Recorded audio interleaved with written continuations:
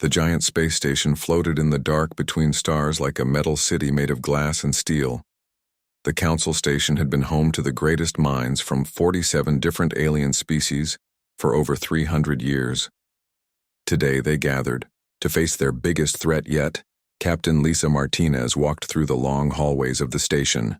Her boots made soft sounds on the metal floor. Behind her came 11 other humans, including Commander Amy Foster and Dr. Helen Brooks. The human group looked very small compared to the hundreds of alien delegates filling the massive meeting chamber. The chamber itself was a wonder to see. Tall curved walls rose up like the inside of a giant egg. Soft blue light came from everywhere and nowhere. At once, floating platforms held delegates from species that lived underwater, while others sat in special chairs that held their strange bodies. The air smelled like ozone and exotic flowers from a dozen different worlds. Lisa stopped at the speaker platform in the center of the room. Around her sat creatures that looked like living crystals, others that seemed made of pure energy, and some that defied any description she could give. The Zephyrian ambassador sat closest to the platform. His crystal body caught the light and threw rainbows across the nearest walls. Admiral Rebecca Cole handed Lisa a datapad that contained their proposal. The humans had worked for months to prepare this presentation. They knew the threat was real and growing, stronger. The Void Reapers had already destroyed 12 star systems on the outer edge of the galaxy. Each attack came faster than the last. Lisa began to speak. Her voice carried clearly through the chamber translation systems. She explained how the ancient machines called Void Reapers were moving toward the core worlds.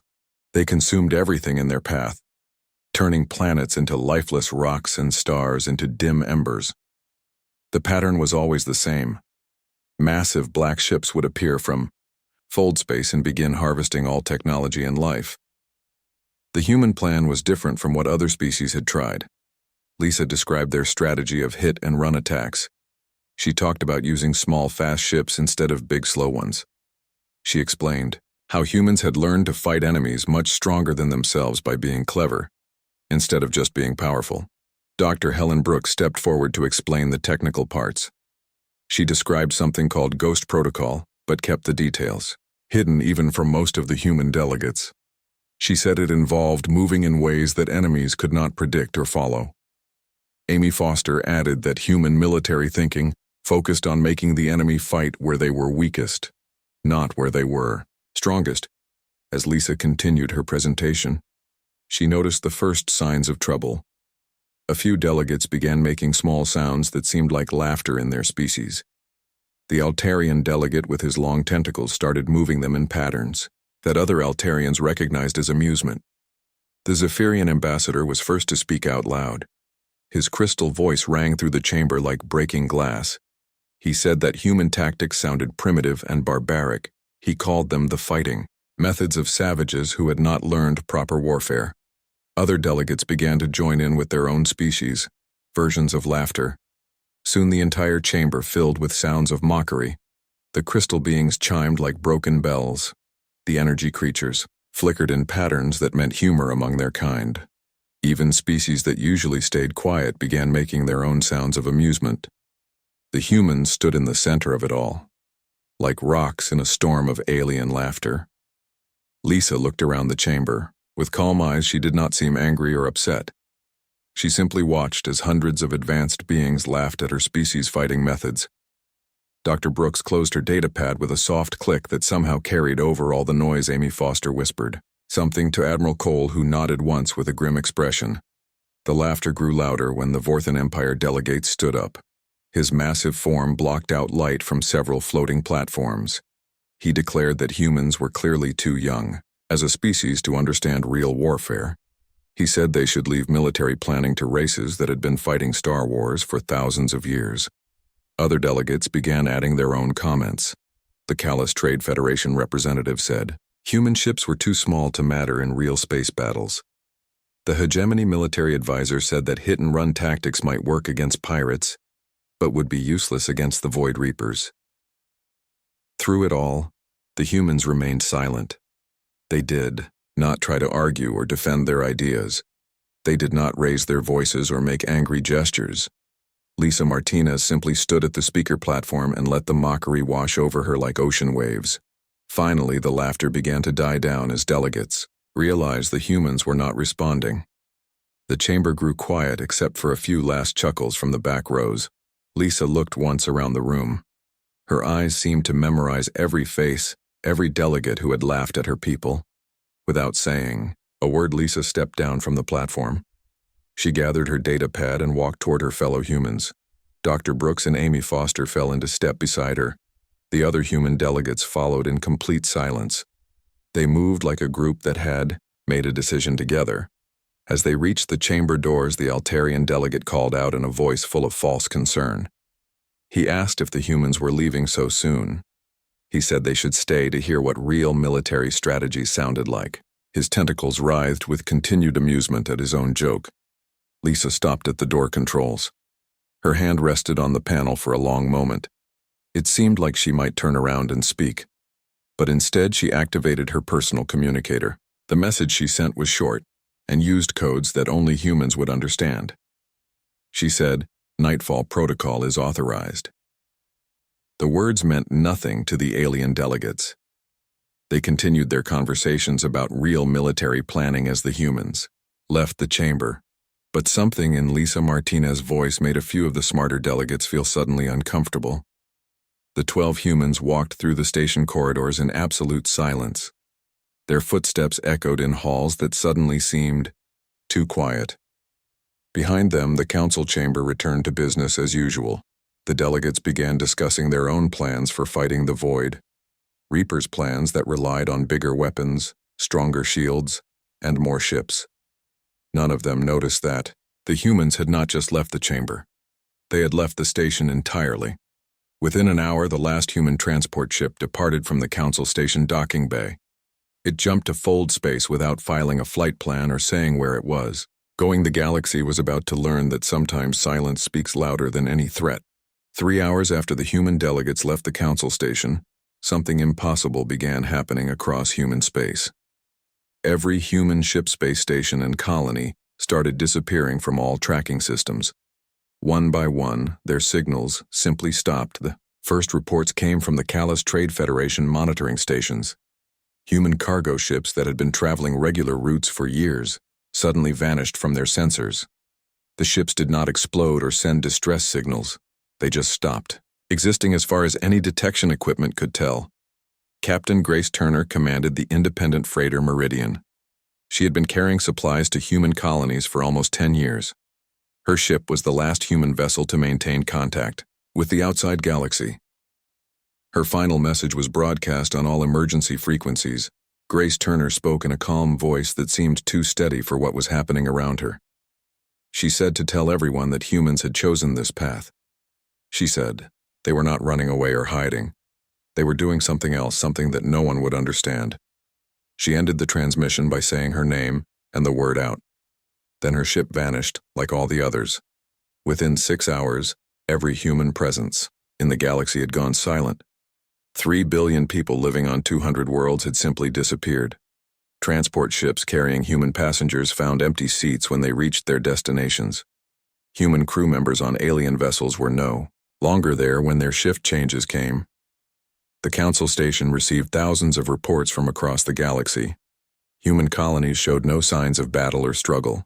Exploration teams found cities with lights still burning and meals half finished on tables, but no people anywhere. Children toys lay scattered in playgrounds where human families had been playing just hours before. Ambassador Zethrak of the Vorthon Empire was among the first to realize the full scope of what had happened. He studied the reports coming in from across human space and felt a chill that had nothing to do with temperature. Human civilization had not been destroyed or moved somewhere else. It had simply stopped being detectable. Dr. Yalara was the galaxy's most respected expert on space-time anomalies. She had studied phenomena that other scientists called impossible. The council asked her to lead an investigation into the human disappearance. She assembled a team of the best minds from 12 different species. Her first report to the council was disturbing in its simplicity. The humans had not left the galaxy. They had not moved to another dimension or hidden in fold space. They were still there in their own star systems, but they had somehow made themselves completely invisible to every form of detection known to galactic science. The investigation team sent probes to every human world. They found planets that were still inhabited, cities still had power running through their systems, farms showed signs of recent activity, but no sensors could detect the people who must be maintaining these places. Dr. Yalara described it as existing in the spaces between reality. She said it was as if humans had learned to step slightly sideways from normal space-time. They were occupying the same locations, but in a way that made them unreachable by conventional means. The Zephyrian ambassador demanded answers. His crystal body had lost its usual bright shine and now looked cloudy with worry. He insisted that 3 billion beings could not just disappear without leaving some trace, but every search turned up the same results. Empty cities populated by ghosts. Meanwhile, the real threat that had brought everyone together continued its advance. The Void Reapers destroyed 2 more star systems while the galaxy focused on the mystery of missing humans. The ancient machine intelligence showed no interest in human space. They passed through areas where human colonies had been without stopping to harvest anything. The Altarian delegate who had laughed loudest at human military tactics now found his tentacles twitching with nervousness. His own homeworld lay in the path of the Reaper advance. His species' great psionic powers seemed useless against enemies that had no minds to attack. Trade routes that had depended on human shipping began to fail. The Callus Federation lost 17 major transportation links overnight. Supply chains that had operated smoothly for decades suddenly had gaps that no one could fill. Humans had been more integrated into galactic civilization than anyone had realized. The hegemony military advisor tried to maintain order among the increasingly panicked delegates. He insisted that the human disappearance was just a coincidence that happened to occur at the same time as the Reaper threat. But his own voice shook when he spoke, and his massive form seemed smaller somehow. Dr. Yalara continued her investigation with growing amazement. Her team discovered traces of exotic matter at the edges of human space. These were particles that, according to all known physics, should not exist in normal space-time. Yet the readings were consistent across every location they tested. She reported to the Council that someone had weaponized quantum uncertainty itself. The humans had somehow learned to exist in probability states rather than fixed reality. They were everywhere and nowhere at the same time, existing only when they chose to be observed. The implications terrified even the most advanced species. If humans could make themselves undetectable, then they could go anywhere and do anything without anyone knowing. What kind of civilization voluntarily chose to exist outside normal reality? What were they planning while the rest of the galaxy searched for them? Some delegates began to worry that the human disappearance was not separate from the Void Reaper threat. What if humans had made some kind of deal with the ancient machines? What if their primitive species had found a way to survive by betraying everyone else? These fears grew stronger when the Reapers continued to ignore empty human worlds. But other voices pointed out that humans had never shown any sign of working with the Reapers. If anything, human colonies had been among the first to report Reaper movements and share intelligence with other species. Why would they suddenly change sides now?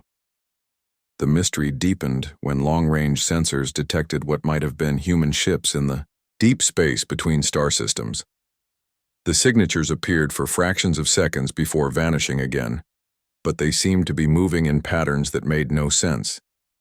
Ships that traveled faster than light without using fold space drives. Dr. Yalara realized that traditional science could not explain what humans had achieved. They had transcended the normal rules of space and time in ways that other species had never imagined possible. The question was whether they had done this to hide from the galaxy or to protect it. As days passed without answers, the Council began to understand that they had laughed at something they should have feared, not because it was dangerous, but because it was so far beyond their understanding that they could not even recognize what they were seeing. The humans had walked away in silence and taken their secrets with them. Now the galaxy faced the Void Reapers without knowing whether their most mysterious species was friend-enemy or something else entirely. The laughter had stopped and fear had taken its place.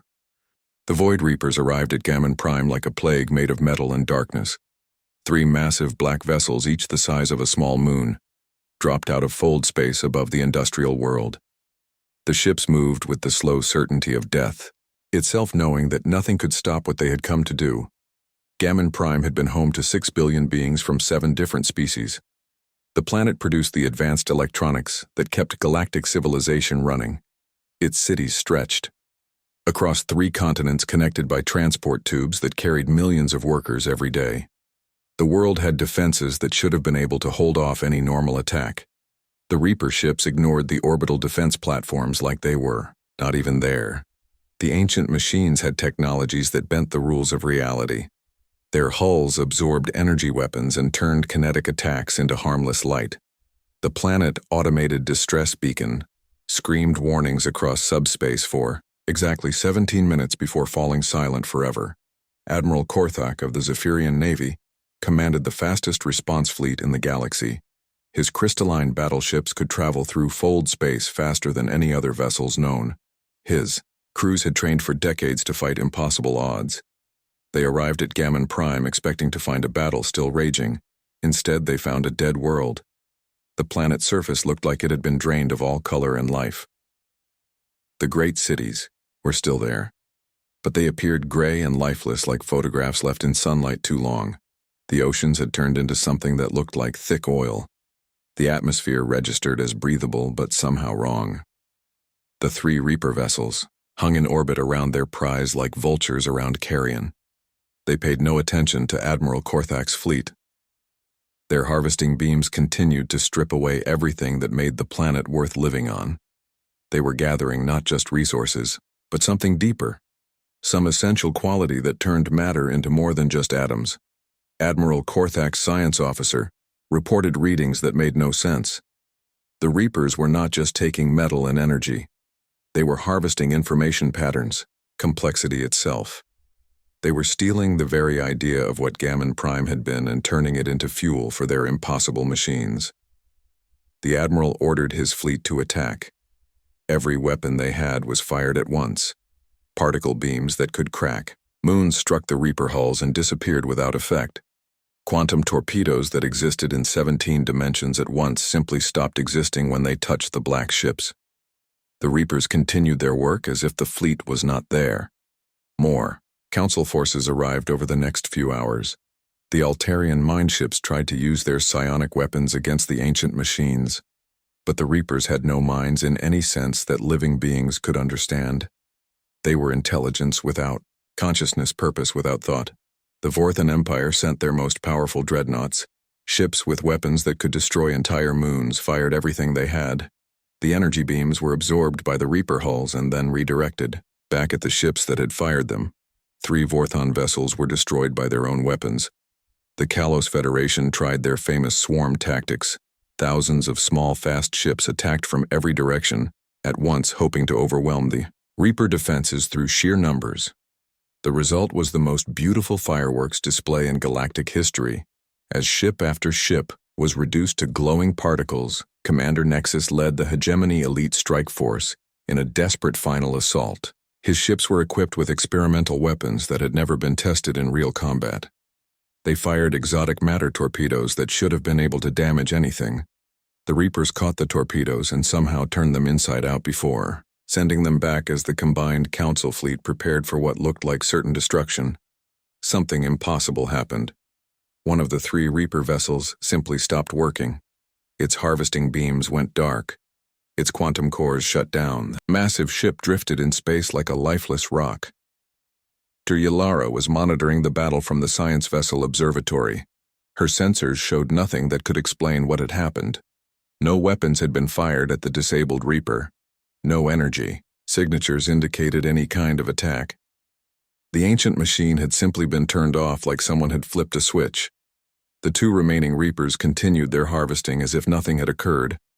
They showed no concern for their disabled companion, no attempt to defend it or discover what had caused the shutdown. They were machines following programming that had been written before most species in the galaxy had discovered fire. Lieutenant Nina Walsh was operating sensors on Admiral Korthak's flagship when she detected something that should not exist.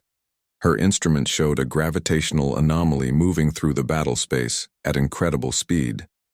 Whatever it was had mass. But no matter existed in space, but could not be seen, she reported her findings to Admiral Korthak, who studied the sensor data with growing amazement. Something was out there, moving between the ships and the Reapers. Something that could affect the ancient machines in ways that the galaxy's most advanced weapons could not. The anomaly appeared again, this time passing close to the second Reaper vessel. The massive ship continued its harvesting for another minute. Then its systems began shutting down one by one. First the harvesting beams, then the defensive screens, finally the quantum core itself. The ship went dark and began drifting like its companion. Dr. Yalara frantically tried to get readings on whatever was causing this. Her instruments detected traces of exotic matter particles that existed in more than 4 dimensions at once. The signatures were similar to what she had found at the edges of human space, but far more concentrated. The third Reaper vessel completed its harvesting and prepared to jump back to fold space. But as its jump, drives began charging, the mysterious force struck again. The ancient ship froze in space, all its systems shutting down simultaneously. 3 vessels that had been unstoppable were now floating. Debris Admiral Korthak ordered his fleet to approach the disabled Reapers cautiously. His crews had never seen the ancient machines up close when they were not actively trying to kill everything around them. The ships were even more terrifying when silent, their black hulls seeming to absorb light and hope. As the Council ships moved closer, Dr. Yalara detected the gravitational anomaly one more time. It passed between the investigating vessels like an invisible wind. Her instruments showed it heading toward the edge of the star system, moving at speeds that should have been impossible for anything with Mass Lieutenant Nina Walsh watched her sensors as the anomaly disappeared into fold space. Her readings suggested that whatever they had witnessed was not a weapon or a ship, but something else entirely. Something that existed partially outside normal reality and could strike from dimensions that most species could not even imagine. The Council fleet was left alone with 3 dead Reaper vessels and a million questions. No one could explain what had saved them from certain destruction. No one could understand how the galaxy's most feared enemies had been defeated so easily. But deep in the holds of Admiral Korthak's flagship, Dr. Yalara studied her readings and began to suspect the truth. The exotic matter signatures, the impossible gravitational effects, the way the attacks had come from empty space, all pointed to one conclusion. Somewhere out there, invisible and untouchable, the humans were fighting a war that no one else could see. They had not abandoned the galaxy. They had evolved beyond it, and they were protecting it from enemies that conventional forces could not touch. The question was whether anyone would be wise enough to recognize help when it came from the shadows. The pattern began repeating across 17 star systems like a deadly dance that only one partner could see. Void Reaper fleets would arrive at populated worlds, begin their terrible harvesting, and then pieces of their armadas would simply stop functioning. Not destroyed with explosions or debris, but switched off as if invisible hands had reached into their quantum cores. At the mining world of Kepler 7, the Reapers lost 4 ships out of 12. At the research station orbiting Proxima, Beta 3 out of 5 vessels went dark during the middle of their harvesting operation. Each time the disabled ships would drift in space, their black hulls reflecting no light while their surviving companions continued working as if nothing had happened. Lieutenant Nina Walsh had become the Council fleet's expert on the invisible enemy. Her ship, the scout vessel Pathfinder, was equipped with the most sensitive detection equipment available. She spent days studying the battlefields where Reaper ships had been mysteriously disabled, looking for any clue about their unseen savior. During the battle for Nexus Station, Nina finally caught more than just glimpses. Her sensors detected the gravitational anomaly as it moved through the combat zone at impossible speeds. The signature lasted almost 3 seconds, long enough for her to get detailed readings on something that should not exist. The invisible force had mass, but no matter velocity, but no engine thrust, but no propulsion system. It moved through space like a thought through a mind, instantly appearing wherever it needed to be. The gravitational effects suggested something the size of a battleship, but her eyes saw only empty vacuum. Nina transmitted her findings to Admiral Korthak, whose crystalline features had grown dim with exhaustion. The Admiral studied the sensor data, while around them the battle raged between Reaper vessels and the combined Council fleet. Another Reaper ship went dark, even as they watched its systems shutting down in perfect sequence. "Something is out there," Nina reported to the Admiral. "Something that can move through space without following the rules we understand.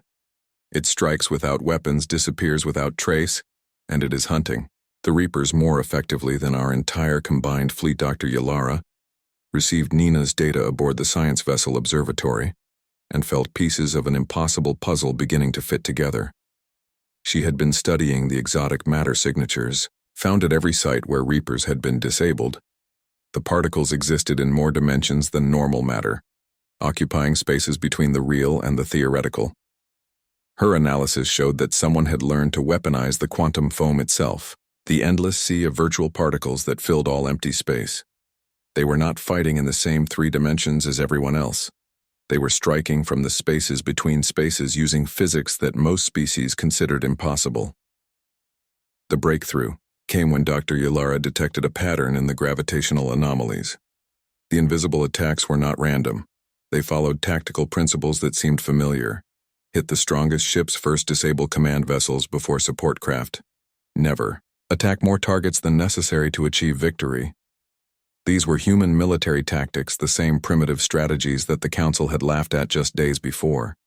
But they were being executed by forces that could exist outside normal reality, moving through dimensions that conventional weapons could not even reach. At the industrial world of Vega Prime, the invisible war reached a new level. 8 Reaper vessels were harvesting the planet when gravitational anomalies appeared throughout the system. Instead of attacking the Reapers directly, the invisible force began disabling their support systems. Fold space generators that allowed the Reapers to escape went offline first. Then their long-range communications arrays stopped working. The harvest ships found themselves cut off from their main fleet, unable to call for help or retreat to safety. Only then did the invisible attackers begin disabling the harvest ships themselves. Nina Walsh watched the battle unfold through her sensors and began to understand what she was seeing. The invisible enemy was not just randomly attacking Reapers. They were following a careful plan designed to trap and neutralize the ancient machines without allowing any to escape. The tactics were brilliant. In their simplicity, use superior mobility to isolate enemy forces, cut off their communications and escape routes, then disable them at leisure while they struggled to understand what was happening. It was exactly the kind of asymmetric warfare that humans had proposed to the Council. Admiral Korthak received reports from across the combat zone describing impossible attacks that came from empty space. His own tactical officers began comparing the enemy patterns to known human military doctrine. The similarities were too obvious to ignore, but how could humans be fighting a war that no one could see? How had they learned to exist outside normal reality? What technology could make entire fleets invisible to every sensor in the galaxy? The questions multiplied faster than answers could be found. The answer came from an unexpected source. During the siege of Colony Delta, the invisible attackers made their first mistake. A gravitational pulse passed too close to Nina Walsh's ship, and for just an instant her sensors detected something impossible. The signature showed the outline of a human battleship, but one that existed in folded space-time. The vessel was there and not there at the same time, occupying multiple dimensions simultaneously. It appeared to be built from materials that existed only in theoretical physics made real through technologies that no one understood. Nina transmitted the reading to Dr. Yalara, who studied it with growing amazement. She realized that humans had not just learned to hide from detection. They had evolved beyond the need to exist in normal space-time. They were fighting from between dimensions using weapons that struck across the barriers of reality. The implications were staggering. If humans could build ships that existed in multiple dimensions simultaneously, then they could go anywhere, do anything, attack any target without warning. They had become something beyond physical beings, creatures of living possibility. Dr. Yalara began to understand why the Reapers could not fight back against this enemy. The ancient machines were still bound by the laws of conventional physics. They could bend those laws, stretch them almost to breaking, but they could not step outside reality. Itself, humans had done something that no other species had ever achieved. They had transcended the physical universe while still maintaining their connection to it. They were fighting a war that existed in dimensions the Reapers could not even perceive as. More reports came in from across the galaxy. Dr. Yalara saw the full scope of what was happening. Humans were not just randomly attacking Reaper fleets. They were systematically hunting down every ancient machine in the galaxy, following a plan that spanned hundreds of star systems. The invisible war was being fought on a scale that dwarfed anything the Council had imagined. Thousands of ships that no one could see were moving through spaces that no one else could enter. They were protecting worlds whose inhabitants had no idea they were being saved. Nina Walsh continued tracking the gravitational anomalies as they appeared throughout Council space. She began to recognize individual signatures, different, invisible ships with their own, unique patterns. Some seemed designed for reconnaissance, others for heavy assault. The humans had built an entire fleet of impossible vessels. Each one existed partially outside normal reality, able to strike from dimensions that conventional forces could not reach or defend against. They had created the ultimate asymmetric warfare, taking the concept so far beyond normal thinking that even calling it warfare seemed inadequate. Admiral Korthak studied the reports and felt something he had never experienced before, a mixture of gratitude and terror, as he realized that his entire species owed their continued existence to an ally they could not see, touch, or even properly thank. The Council had laughed at human primitive tactics, not understanding that they were witnessing the birth of something entirely new, a form of warfare so advanced that it appeared impossible to everyone except those who were practicing it. Somewhere in the spaces between reality, human crews were fighting and dying to protect a galaxy that had rejected them. They asked for nothing in return, expected no gratitude, and revealed nothing about their capabilities or intentions. They were ghost warriors fighting a ghost war, and they were winning. The Void Reapers' final advance ground to a halt like a machine running out of fuel. Across the galaxy, their fleets found themselves crippled by an enemy they could not see, fight, or understand. Ancient vessels that had terrorized civilizations for millennia drifted powerless through space, their quantum cores dark, their harvesting beams silent. Admiral Korthak stood on the bridge of his flagship watching sensor displays that showed impossible things. Reaper ships were going offline by the hundreds, their systems shutting down in perfect sequence as if someone was manually turning them off one by one. The invisible war had reached its final phase. The truth emerged when Captain Lisa Martinez appeared on every view screen in the galaxy. Her image flickered slightly as if transmitted from another dimension, but her voice came through clearly. She stood in what looked like a normal ship command center, but the walls seemed to shift and bend in ways that hurt to watch. "You laughed at our primitive strategies," she said in the same calm voice she had used at the Council station. Her expression had not changed from that day, but something in her eyes suggested experiences that went far beyond normal human understanding. "You called guerrilla warfare barbaric. You mocked our ghost protocol." Behind her, glimpses of impossible architecture could be seen through transparent sections of her ship cities that existed in folded space fleets that moved through quantum dimensions technologies that bent the fabric of reality into shapes that conventional physics insisted could not exist.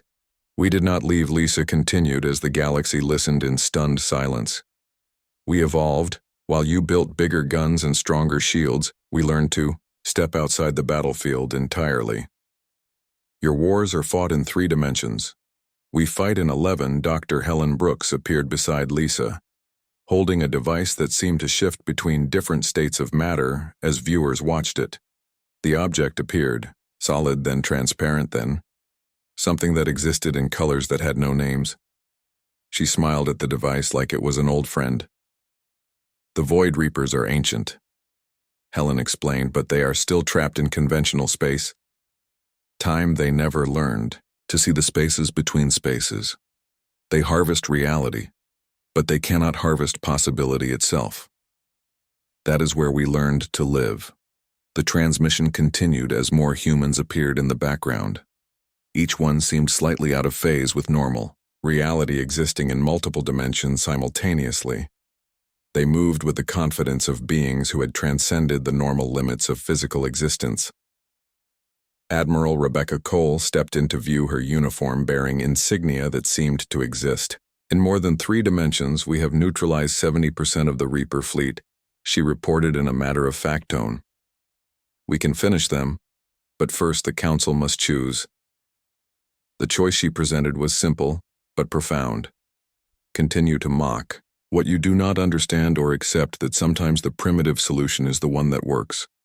The humans were offering the galaxy something their predecessors had never received when the Reapers came for them. Lisa Martinez looked directly at the camera, and for a moment it seemed like she was looking into the eyes of every being watching across hundreds of star systems. "We are offering you a choice," she said. "Stand with us or stand aside, but know this: humanity protects its own. And after today, that includes anyone who calls this galaxy home." The council chamber where everything had begun was now silent with awe and terror. The Zephyrian ambassador, whose crystalline features had once gleamed with superiority, now looked dim and fragile. His voice cracked as he spoke the first words anyone had managed since the transmission began. "What do you need from us?" he asked, and the question seemed to echo through the chamber like a prayer. Lisa Martinez smiled for the first time since the humans had walked away in silence. It was an expression of warmth that cut through dimensions and reached every viewer who was watching.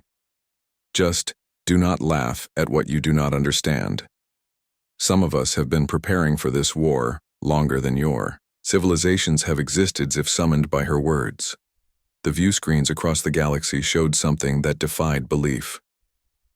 The remaining Void Reaper fleet, thousands of vessels each, the size of moons, began going dark simultaneously across 17 star systems. Their quantum cores shut down in perfect synchronization, their harvesting beams fading to nothing. The ancient terror that had haunted the galaxy for millennia was ending, not with explosions or dramatic battles, but with the quiet clicking of switches being turned off. The Reapers simply stopped working, as if someone had decided they had served their purpose and were no longer needed. Nina Walsh watched from her scout ship as the last active Reaper vessel in her sector powered down. Her sensors detected the now familiar gravitational anomalies surrounding the ancient ship, but this time they lingered long enough for her to see them clearly. Human ships materialized around the disabled Reaper for just a few seconds before fading back into their dimensional hiding places.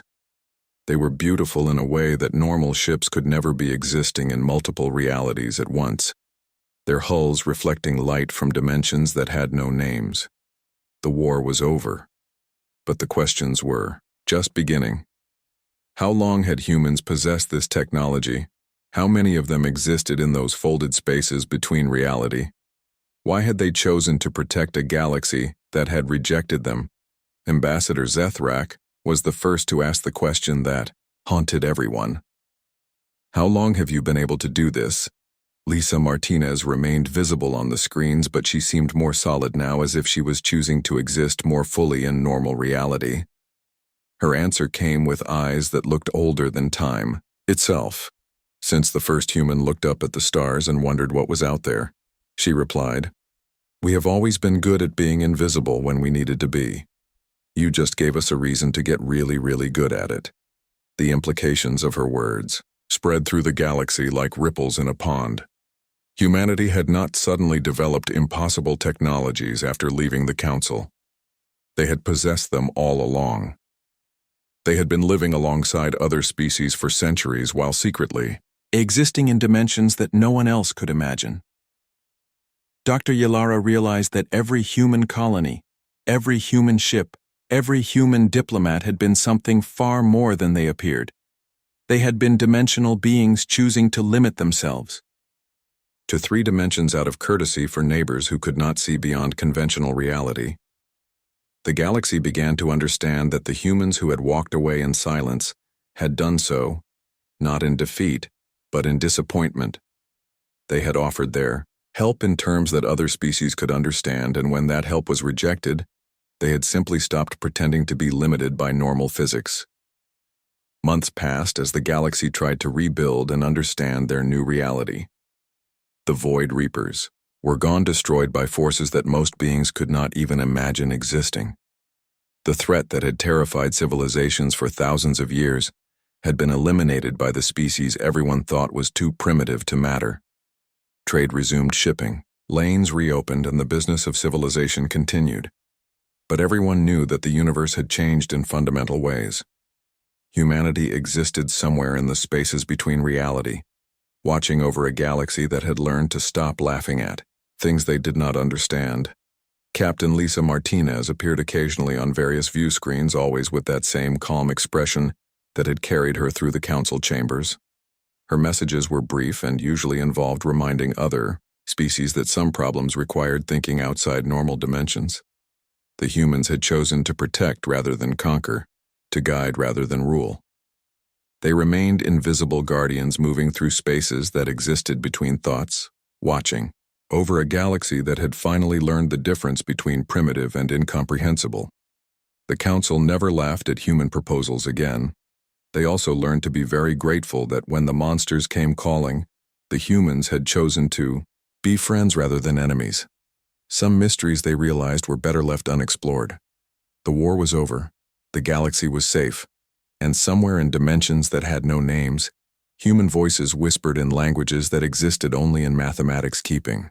Watch over worlds that would never know how close they had come to extinction. Humanity had walked away in silence and returned with victory. They had proved that sometimes the best solution to an impossible problem was to become impossible yourself.